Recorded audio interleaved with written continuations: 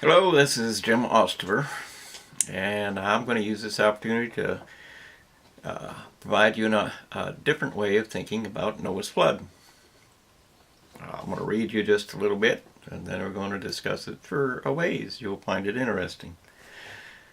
This is to use your brain rather than simply believe in a story. That may be against religion in some senses, but it is not against God, so try to avoid that idea. Thinking can be fun. And it is conversational, so give it a chance. You might learn something. In the case of Noah's flood, we have to identify the participants first. We have a lot of different creatures of all kinds, shapes, and sizes. We have a small group of people maintaining them in one place. They have a true need for clean water, space, food, gates, and a means to remove the manure, just like any zoo would. We then set this back in time to a place where we surely believe that there were no machines and no electricity or gasoline or something to run a motor. So that means there were no sawn planks to be used, no nails to be driven, or hammers or things like that. And so now we have a collection of a very wide range of creatures, and that requires some sort of money. They don't just arrive on their own. These creatures, plants and things, which would have been on that boat, let's call it a boat just for the sake of it, don't arrive unless conditions force them to do so, or people bring them. We also have other people listed who are stated to be close by and at least untrustworthy. So these are the basic conditions. And the fact that a worldwide flood did exist is completely true, absolutely proven by the evidence, because fossil fuels are an absolute reality that cannot be discarded and it cannot be disproven. They exist in enormous amounts. That means that a lot of biological material, living plants and living animals and things like that, were all gathered together in groups, and then they were buried in in some cases, thousands of feet of dirt and sand and rock. And the only thing that literally can do this, is proven to do this, and exists in a way that we can know that this happens for sure, is that when moving water starts to go very rapidly, it collects trees and it collects all kinds of things that end up in the water. It pushes them together in groups, and then if they remain in the water long enough, they simply sink to the bottom. Now, the sediment that is in the water also falls down, and it ends up on the bottom, covering whatever is there. So, yes, in fact, the flood did exist because the fossil fuel evidence is real, and reality itself should be believed rather than any kind of story or claim by the university that it didn't happen, because the fact of the matter is we have the evidence to prove it did exist. There's also the sedimentary layering that is known to be, if you dig down anywhere in the world, and so they tell me at least, I know it for a fact here, if you dig down anywhere in the world, that dirt or that soil, when it's removed, it has layers in it. Those layers are a proven reality of sediment filtering. In other words, smaller, heavier things end up on the bottom, and then lighter, bigger things end up on the top. But if the sediment stays in suspension long enough, it will separate the various materials that are in the water. That's a known fact. It's not a guess, it's a known fact. So, let's see. You burn gasoline, don't you? That means a living creature died. We can make oil. We put a living biological creature or plants in a massive press, push it down with 1,000,000 pounds or so, and it will become oil. It's not a guess. There is absolute evidence, and so we'll discard the paper now. And let's just talk about reality itself.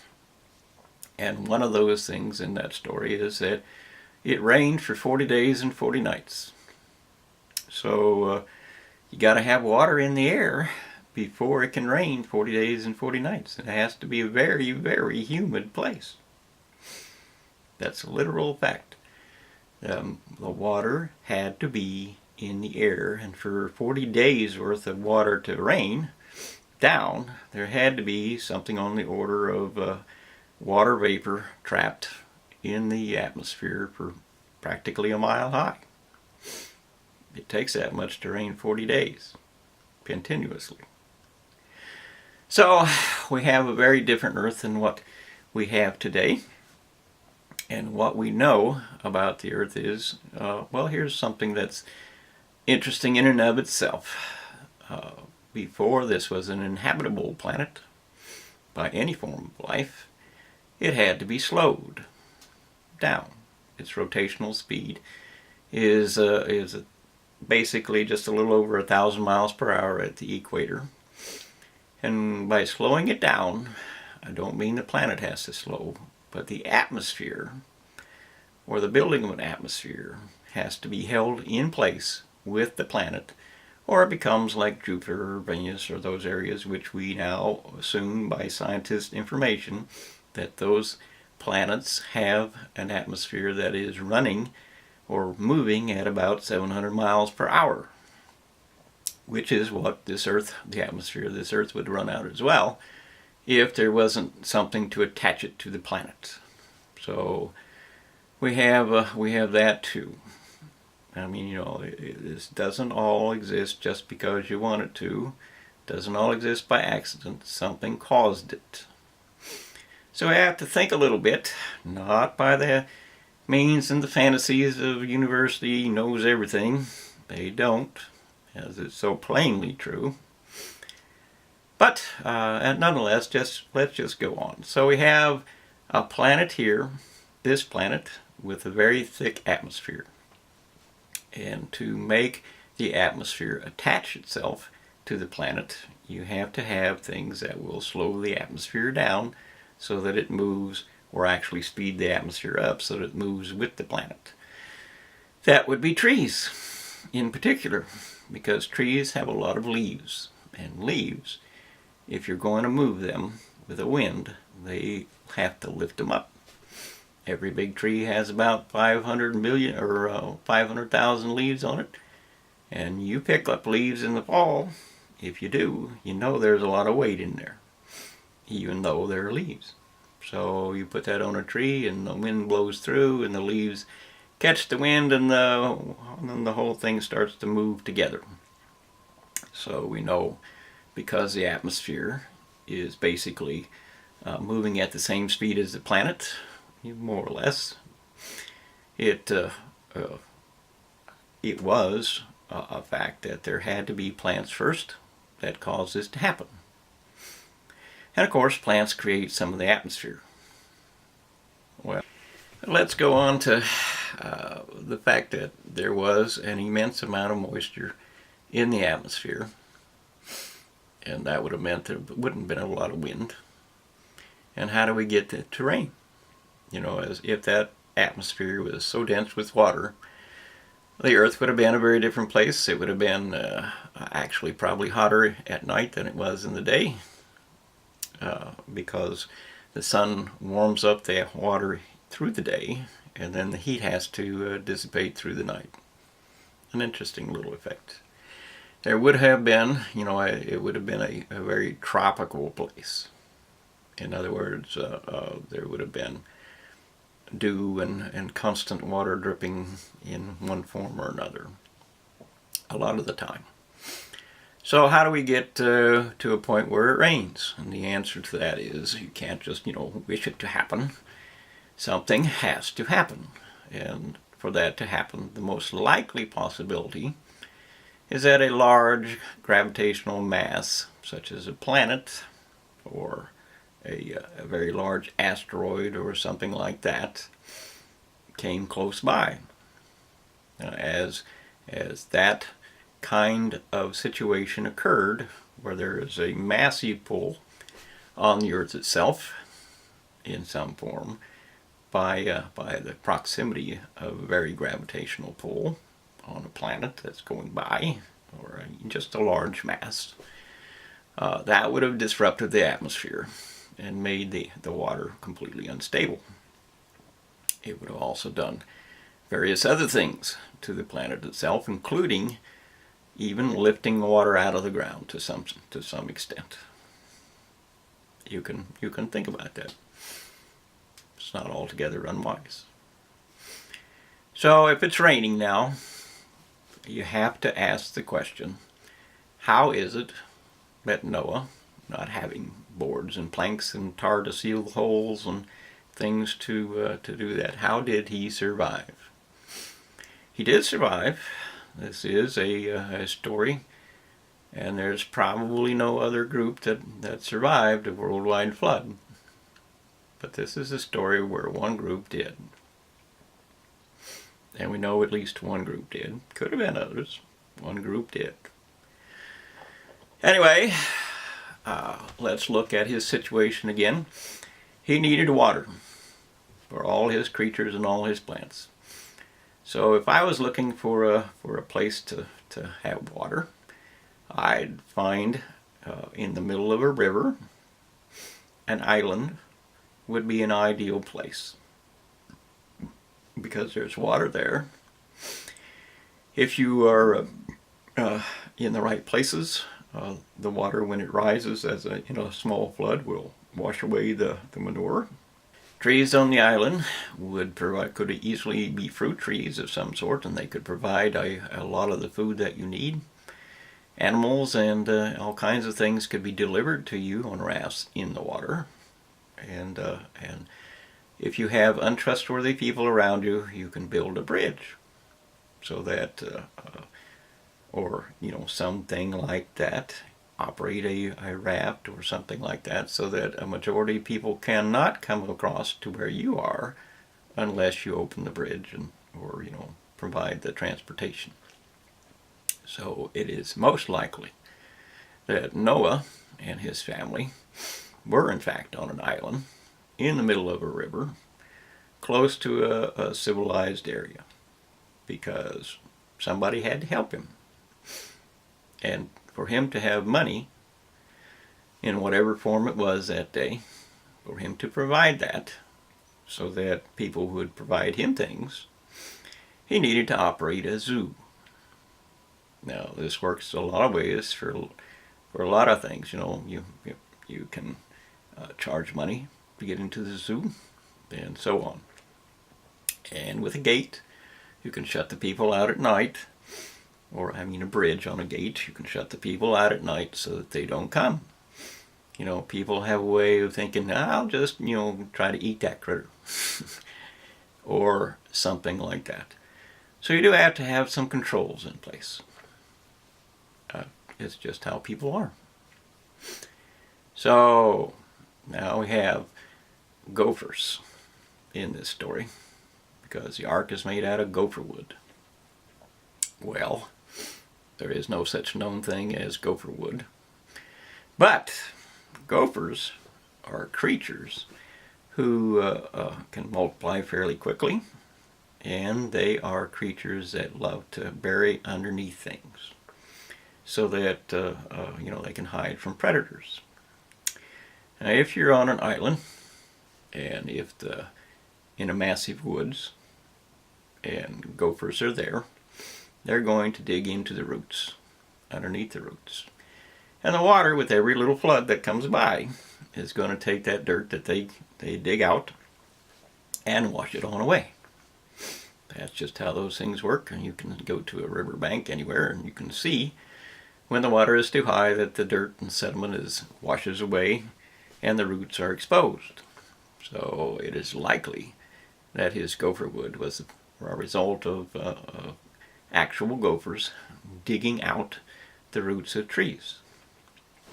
So let's examine the idea of having a zoo on an island, and we ask, well, what kind of structure can you have to display those creatures in an area that doesn't have tools in a lot of ways?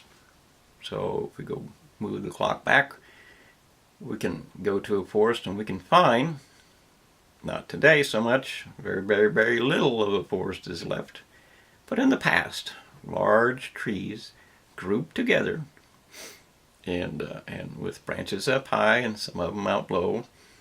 If you stack them all together, they become a very solid structure.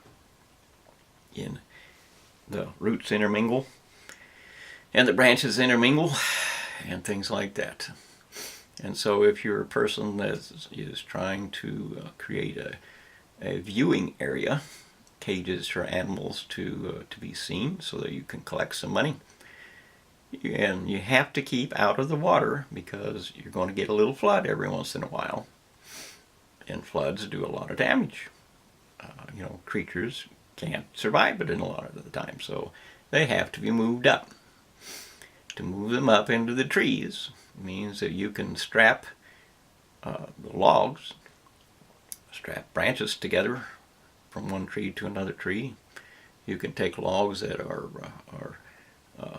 brought to you either by beavers, which do a really nice job of cutting them down for you if you go collect them. So if you have a bunch of beavers, you have lumberjacks. So anyway, you take those logs and you hoist them into the tree, because a big tree can be used with a simple block and tackle kind of idea, and you can lift a lot of weight directly up into the tree. So the log goes up where you want it, and you can have vines or ropes. Nature provides a rope of different types, and it's not unlikely that they knew how to make rope in anyway. So you hoist the log up and you tie it in place, and then you put things across the logs to create a platform for yourself, create a ramp for yourself. So now we have the potential, at least, with logs, that you got to throw in some dirt and you got to throw in some leaves and so on and so on. But eventually, if you have enough structure, you can have a good platform. So let's say he has a one-story line in his woods for any critter that he wants to display. He drives them up into the trees. They're in their little cages, and he invites the public to come over and pay him so they can see them.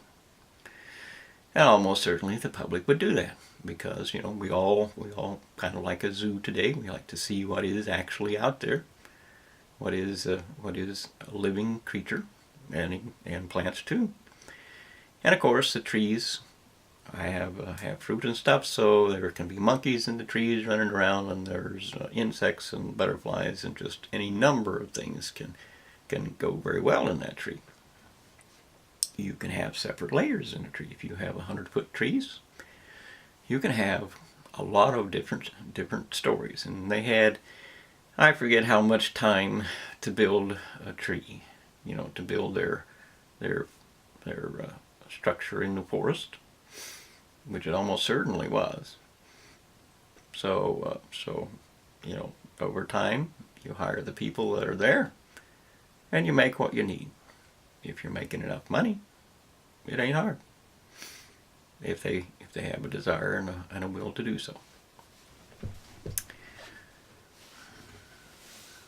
Well, now we get to what happens when there is a flood. A big flood. Something completely unexpected. And so the first thing that happens is that a bridge or a ferry or whatever might have been used to go from the island to the main shore gets torn away. That's the first thing that happens, because rising water moves fast, and if it rises to a little too high, it tears out the foundations of your structure, and the water moves it along, and that's that. So that means The water tends to come a little bit slow, a little bit. And if you see that there's water coming, and you've been experiencing floods. So once we have the animals up in their respective platforms and their respective cages, at least some of them, you can't save them all, but you can save some of each one. And you would of course pick the ones that are pregnant or the ones that, can multiply and create what you need to continue your zoo. But if the water continues to rise and gophers have undercut your forest, because they had to have little homes, and it is likely that the gophers themselves are food for any and all predators. That's just the probability of it. So we have a lot of gophers, let's say, and they've done a lot of damage and exposed a lot of roots in that forest. The water comes along and it removes any and all sediment that it can in amongst all those other roots as well. The gophers climb up into the higher forest, and they become food for you later on down the road, for all the critters. Whatever it is that has multiplied and can get in the trees is going to become food for later on down the road. But regardless of that, we have a great big flood. We're going to get the roots of the trees are going to start breaking. If you have that much weight pushing on the trees, you're going to get roots breaking. That pushes the trees into a tighter clump in the front of that area and making them much more compact. And if you're, scared for your life, you're going to try to lasso them all together so that you can live and not drown yourself. So people would have been out there trying to make those trees stay where they belong, and they would have succeeded to some extent. And if not, simply forcing a tight grove of trees into a tighter space is going to make them more solid.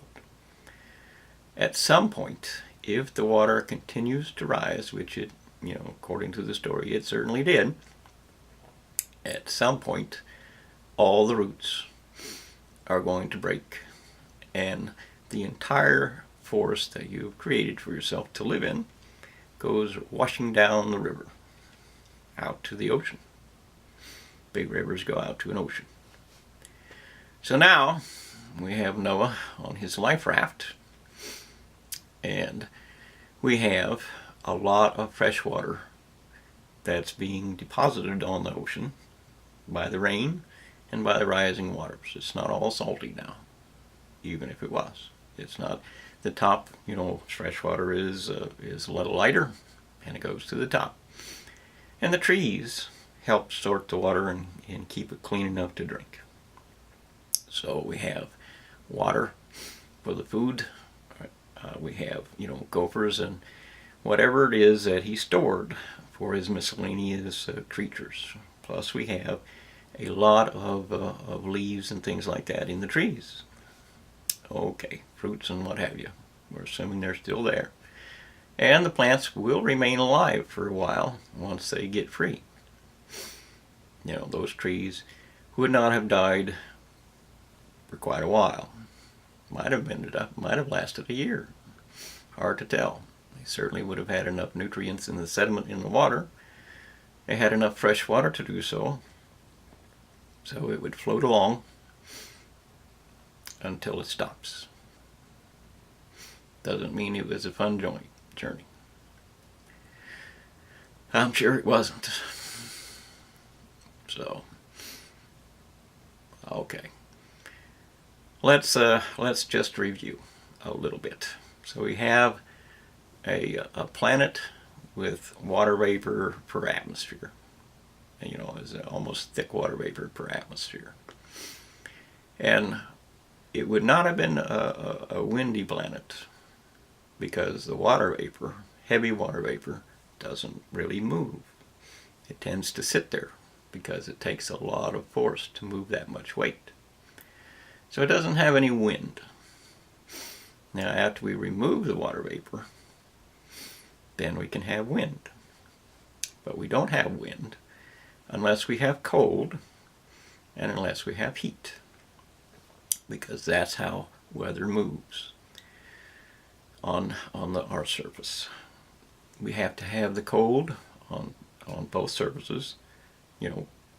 That causes wind currents to move this way and causes wind currents to move that way as cold and heat mix. Without that, we come back to a planet that is very hot. Hot planets, or a lot of sun, is going to cause a lot of water vapor to rise, creating a fog on the surface of the planet eventually, because there's nothing to move the air around. So without cold on our planet in a proportion that is enough to keep the wind currents going, we're going to end up with a planet that is basically condensed in fog, and we won't be able to get rid of it. Won't be a lot of sunshine. Just depends on how much water vapor gets held up into the air. I brought a glass of water. See the glass of water? It's got ice in it. Now, the ice makes the water cold. We all know that. If we don't have ice, can't make the water cold. It's going to be hot. And dependent upon the heat that we are in our environment living in, it gets hotter and hotter. So ice is very, very important, even if you don't like it. And it's not a matter of whether it's cold in my little bitty area today. It's a matter of what's happening to the entire planet. And while we're at it, the major contributor of global warming is the air conditioner. That produces a tremendous amount, of heat. The electrical generating mechanisms work overtime. They have, it takes, for every bit of heat you take out of the house, you've actually created about 3 times the amount of heat that you wanted to remove. Inefficiencies, power plants, so on, they require heat. We use heat to make them work. So every time you air condition anything, you are contributing to global warming. And if you want a planet to live in for your future, then all elderly people say, well, that ain't going to happen. But if you want a planet to live in, if you are a child or a young person, you do have to stop all the problems that we create for ourselves. It's just a fact. It's a tiny little interesting part of our history or world, and its possibilities at least. We have many, many problems, not the least of which is our population rises across this world by about 1 million people every 3 days over deaths. Can't sustain that. It will make us extinct. It will cause war and cannibalism and all the rest. We also have people trying to ignite atoms on fire. And that will, in fact, well, their intent is to bring the same fire here as is on the sun. Their claim is that we don't have to worry about atoms being on fire because it's just fusion. But they claim fusion is hydrogen combining with hydrogen to create helium. Every BTU in the sun is supposedly created this way. So say your scientists. But there is no helium being produced by the sun. Helium is one of the rarest elements out there. And there is an endless, well, there is a major amount of complications with everything they say. You can find that out on www.JustTalking, JustTalking 5, the number 5, 5.info, info for information site. We really cannot let them be wrong. We really do have to stop just believing whatever you want to believe and accept what is real and what is, we can't afford to lose. That would be true global warming too. We can't afford to change our planet. We can't. Every time the naysayers say, well, nobody's proven it yet, the reality is the world only dies once. Once you've changed the planet, you can't put it back the way it was. So in other words, we have to defend ourselves by demanding that we cannot risk what we have for something that we know will not be as good. And that certainly includes the mutilation of all life by geneticists. Now, the people trying to ignite the planet on fire literally say that we don't have to worry because there's not enough gravity on Earth. So the fire, a 10 million degree flame, 1 million miles long on every square foot of the surface of the sun, that kind of fire will just extinguish itself and just put itself out. And there are the endless people who say, well, if they don't get it right the first time, well, I'll get it right the second time. Well, you don't get a second time. We can't put the fire out unless it extinguishes itself. And the truth of the matter is the sun burns the bonds that hold atoms together. So atoms are the fuel. You can't take away the fuel. Not here. Everything is made of atoms. So, it's a choice. They have machines built. They have pre-ignition, which means the atoms are ready to burn. They're just one step away from it, and they do it every day. They have the machine there. Wrong is wrong. And then, of course, we have all the problems with all the fire you create.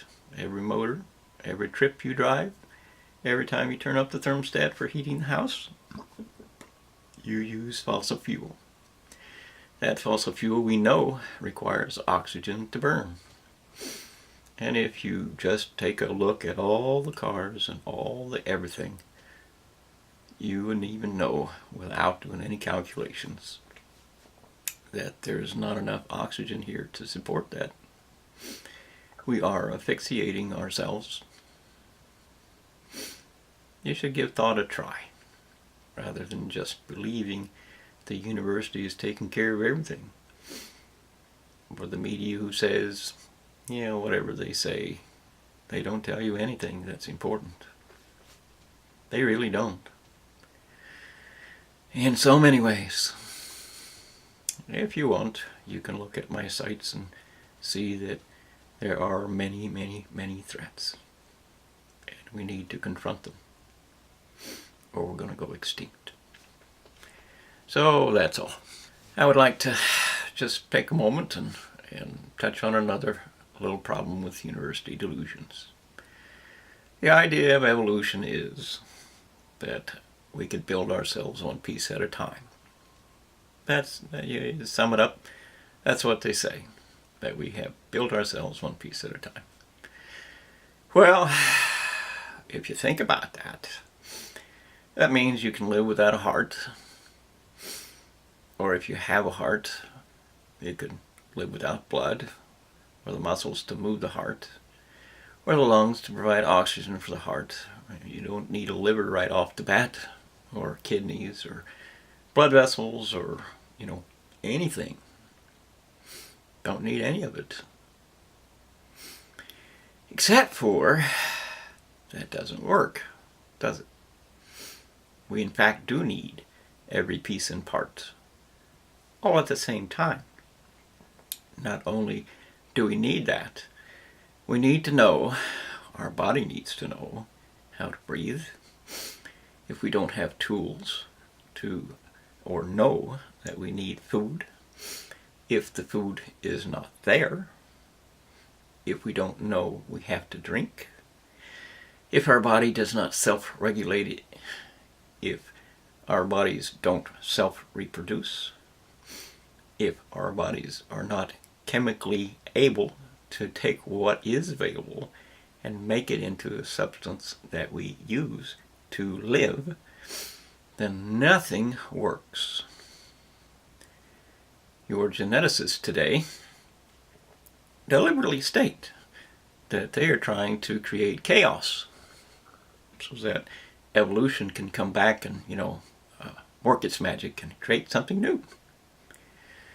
So they are deliberately destroying the order, the disciplines, the balance, the software, so to speak, of life in favor of something they say evolution will fix it in 1 billion years or so. So their actual work is to take our lives, destroy it, and then expect that in 1 billion years or so, something better will come up. That's their plan. I'm thinking it's not such a good plan. Maybe you would like to stop and say, or think for a moment, and ask yourself if you want all of life mutilated into a case of complete chaos so that it cannot function and we all die. Because that's their choice. That's what they chose to do. They chose to destroy order, disciplines, balance, and every function and every part of survival we need to actually live. That's what they do. And I'll remind you that chaos builds nothing. The actual definition of chaos is to destroy everything complex and create, and make it into its simplest possible state. Does fire, which is controlled chaos in some form, does fire look like that's going to build something for you? Well, you say, well, why can we have machines from fire? But that's not really the fire itself now, is it? It takes a brain to do that. Did your car just build itself? Was that chaos in action? How about your life? Things happen by accident that are good for you? Really? Probably not. Try thinking for yourself for a change. You might even like it. It is also worth noting that when Noah was floating across the ocean, there would have been other clumps of forest, massive amounts of trees and vegetation and all kinds of things floating on that water.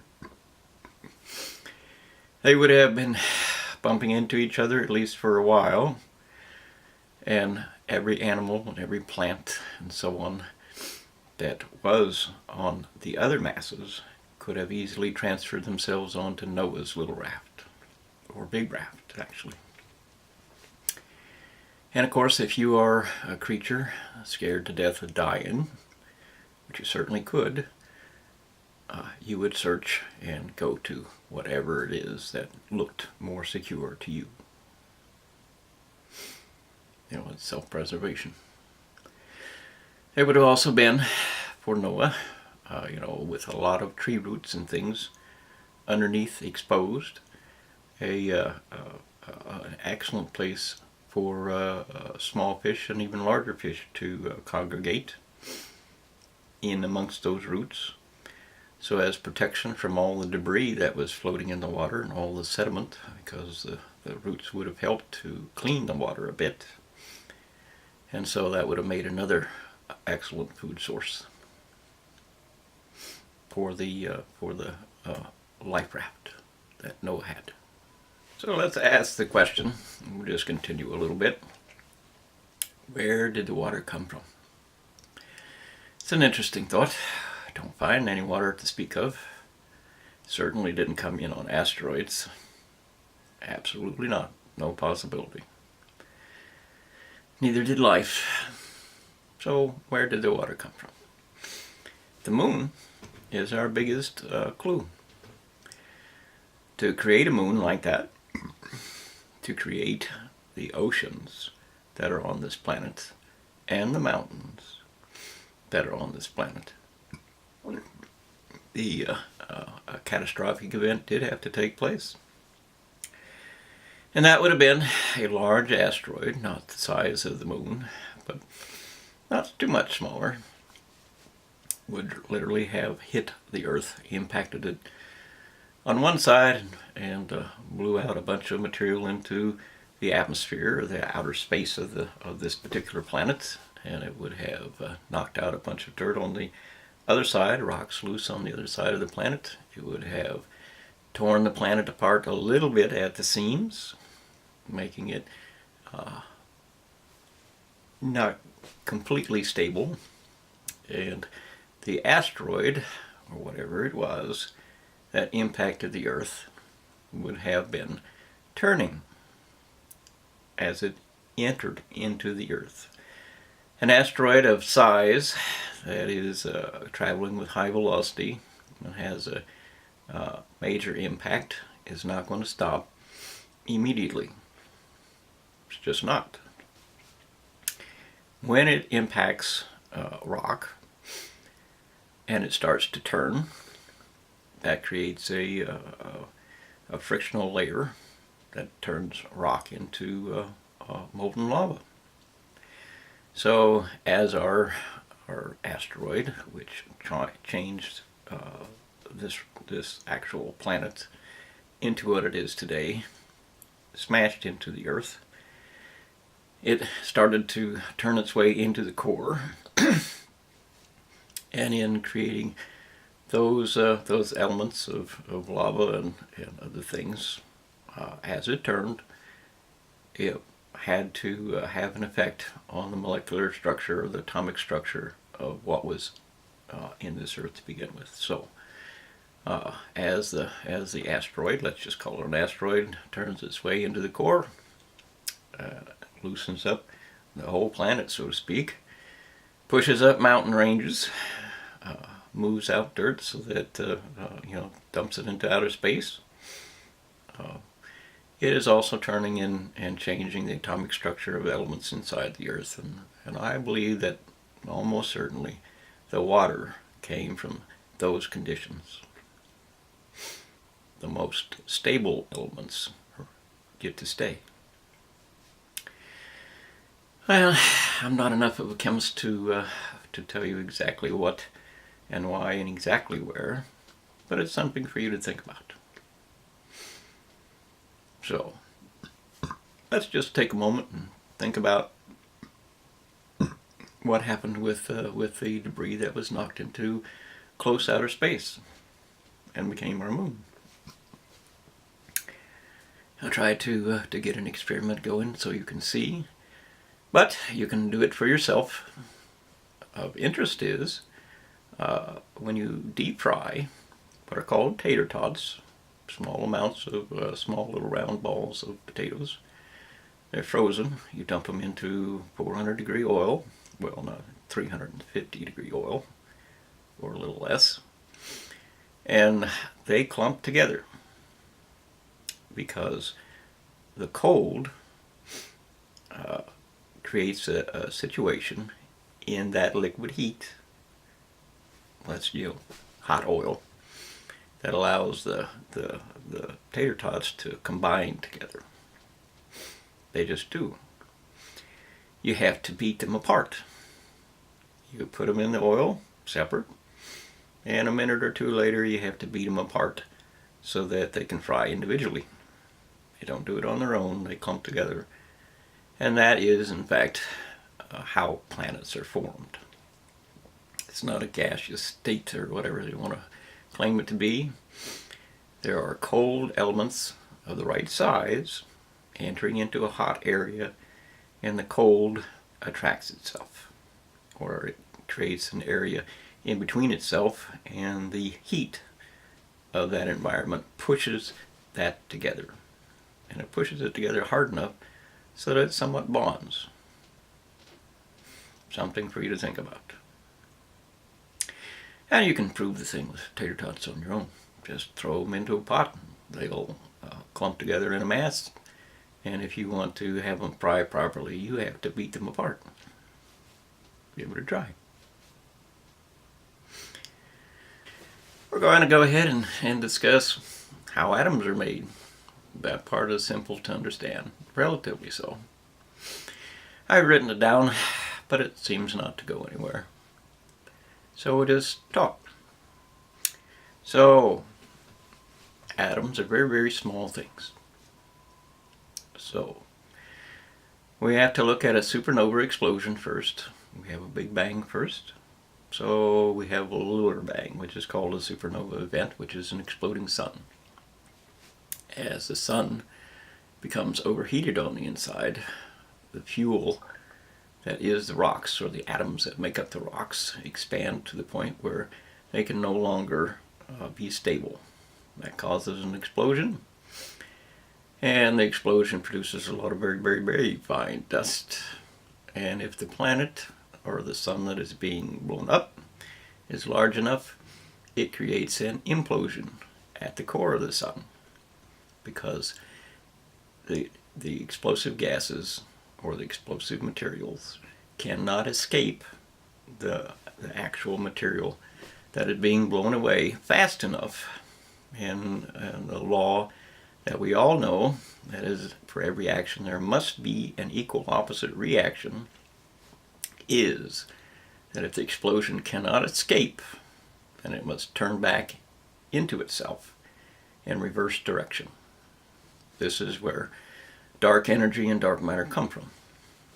It is that core of a sun that is formed when a supernova event explodes, and the energy that cannot escape and go outward must turn back inward. This creates a black hole. That's what dark energy, dark matter is. Well, dark matter is a black hole. And it is an energy and a mass that has been turned back or then reversed.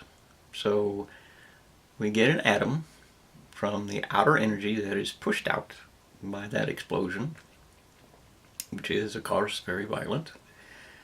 And we get an opposite energy, which is pushed in to the center because the explosion that occurred at the core did not have a way to escape. So if it is uniform enough, it becomes a black hole. Now, a black hole is important because we have to have two forces involved to create an atom. We all know that an atomic bomb establishes there's an enormous amount of energy in an atom. We know that.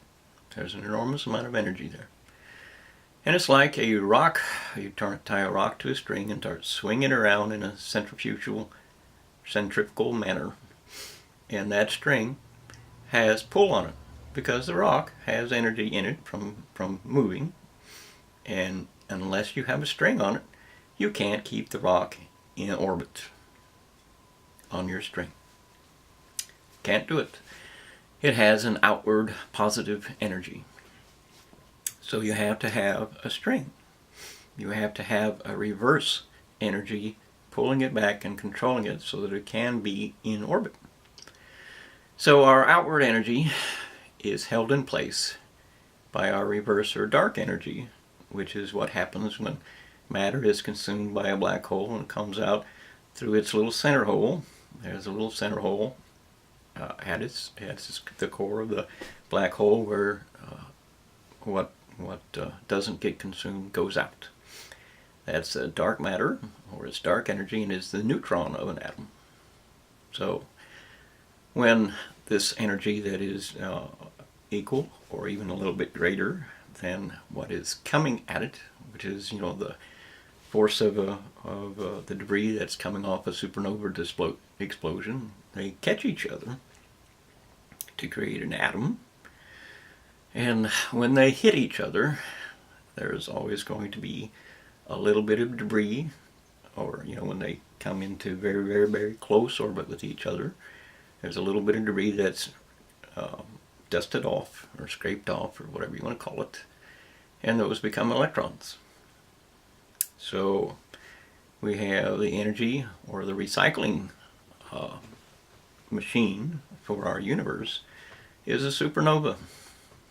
It blows up mass into very, very tiny little pieces, and it creates the opposite energy at its core by a black hole, and then they reform in each other. When you have two supernovas, one over here, one over there, and when they intermix, they find each other, and then they create an atom that way. Believe it or not. Something for you to think about. Give it a try, but understand this, that an atom has a lot of outward energy, and therefore it cannot stay in a balanced state. It cannot contain that energy unless something keeps it in place. There has to be a reverse or opposite energy, or the atom cannot exist, because the energy that is going outward simply continues on its way. You can't have an atom unless it's in a balanced state. And you can't have a balanced state unless the outward energy is controlled by an inward energy. And the fact of the matter is that when the sun burns, our sun, when it burns atoms. The release of that atom is what causes the outward energy, or 10 million degree flames that are 1 million miles long. That's the burning of the bond that holds the inward and the outward forces together. When that was released, the inward force heads back into the core of the sun itself, into the core of that rock, which is the sun on the inside. And with that action, or reaction, or whatever you'd like to call it, that becomes the solar gravity that holds our planets together into a solar system. That is where the energy that ties our planets to the sun comes from. It's the fire. It's not like Earth's gravity, which is in fact the movement of electrons in the atomic environment of this Earth. That movement of electrons creates tiny little bitty vacuum holes. It literally does. Think about how many atoms there are in any mass. Think about how much movement there is in electrons within those atoms when they join together, or when they're become molecules and things like that. Think about how much they move, and then multiply it into an entire body. And you'll see that the more atoms you have, the more movements you have, therefore the greater gravity you have. That's planetary gravity. It is not solar gravity. Do think about it. I decided to add one last thing. The biblical book of Revelations is rather interesting with regard to a lot of things that are going on today. You can find an interpretation to that on my websites and some of the videos or wherever. But what is interesting is, in the book of Daniel, it begins with the idea that there is a predictable end to the world. And it goes that there is a first death, and then a second death, and then a time a little bit beyond that.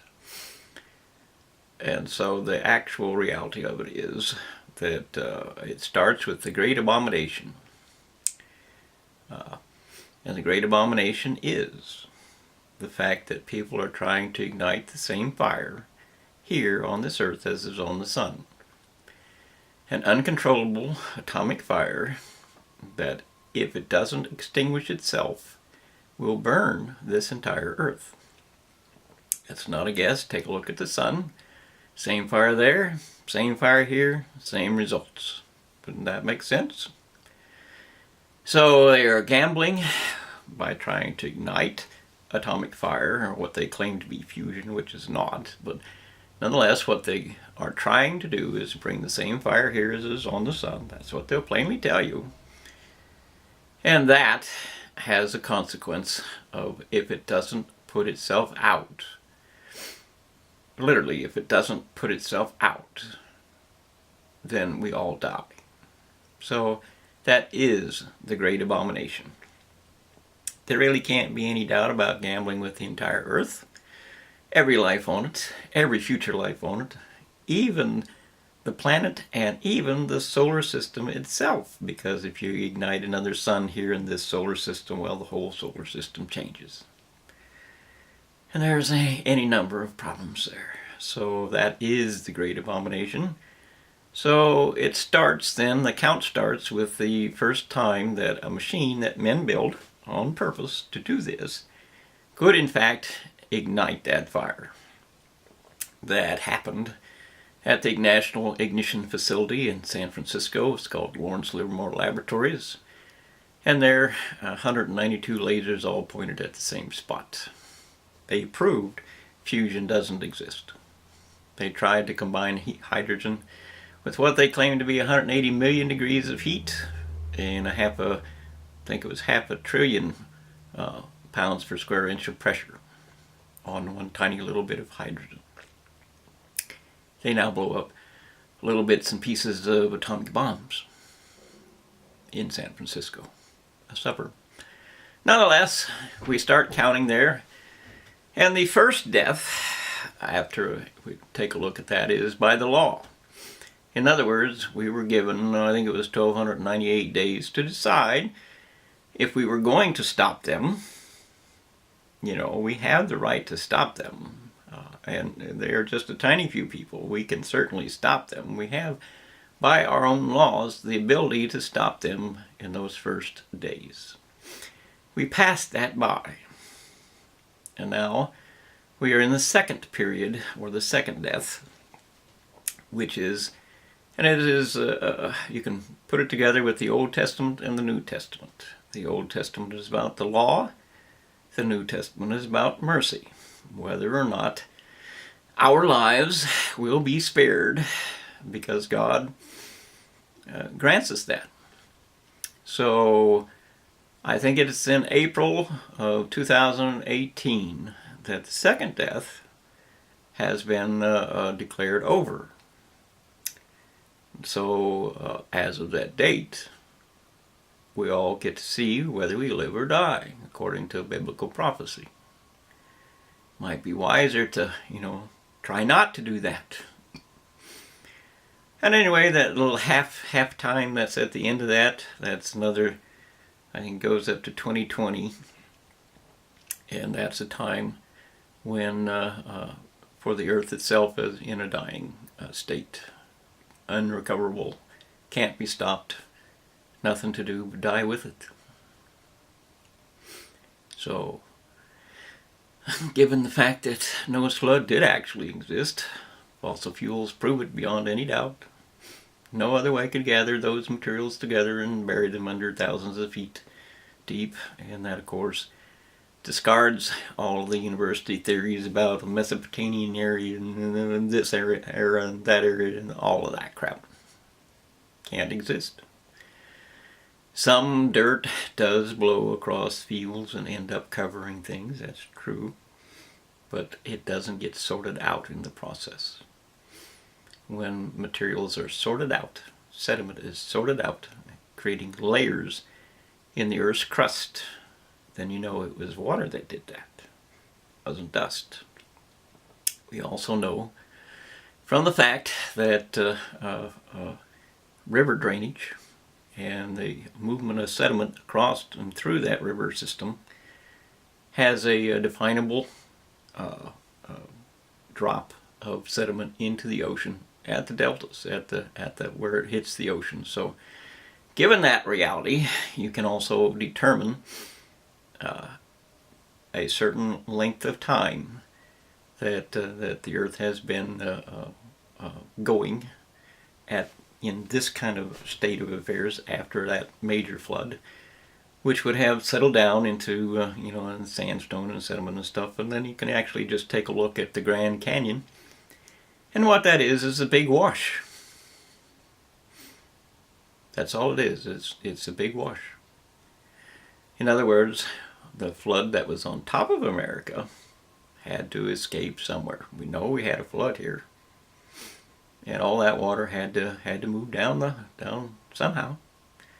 It's just a river wash. Anyway, good luck with that. Bible says it's life or death for a world.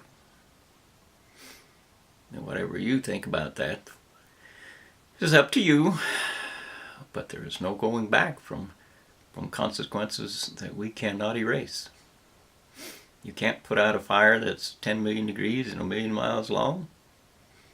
That's 4 times farther than the moon is to the earth. Every square foot of the sun is 10 million degrees of fire.